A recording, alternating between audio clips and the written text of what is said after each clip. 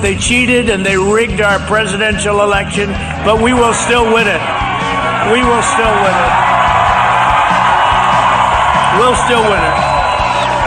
No, we continue to fight. We've had some great moments. We just need somebody with courage to do what they have to do, because everyone knows it's wrong. And then in 2024, and hopefully I won't have to be a candidate, a friend of mine said, "Oh, don't worry about it, sir. You're way up in the polls. You'll win in 2024. I said, "I don't want to wait till 2024. I want to go back 3 weeks."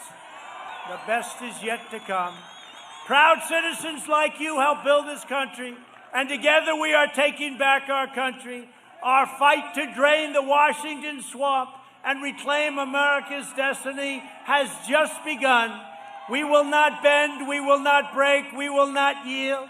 We will never give in, we will never give up, and we will never back down. We will never, ever surrender.